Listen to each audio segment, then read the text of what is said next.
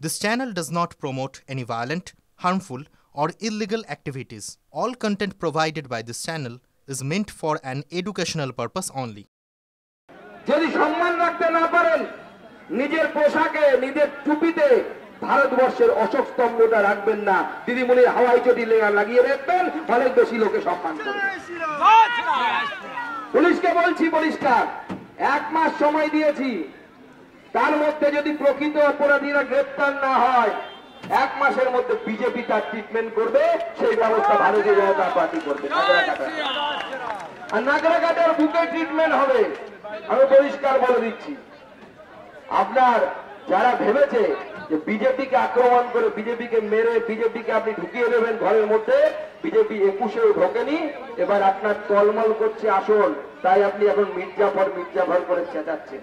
চেঁচাতে থাকুন, এই বাংলার মানুষ আপনাকে এই রাজ্য থেকে রাজনৈতিক ভাবে এখান থেকে আপনাকে বের করে দেবে, রাজনৈতিক ভাবে অন্য জায়গায় পাঠাবে।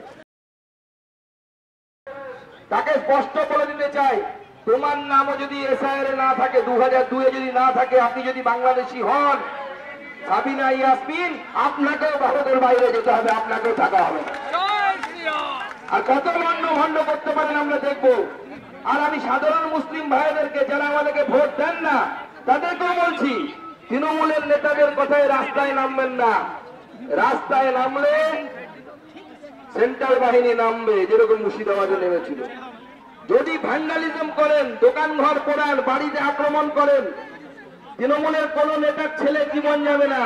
সেন্ট্রাল বাহিনী নামলে করে কিন্তু গুলি চলবে, আপনার বাড়ির লোকেটার গুলি লাগবে। তৃণমূলের নেতারা এসি ঘরে বসে থাকবে, তাদের কিন্তু গুলি লাগবে না।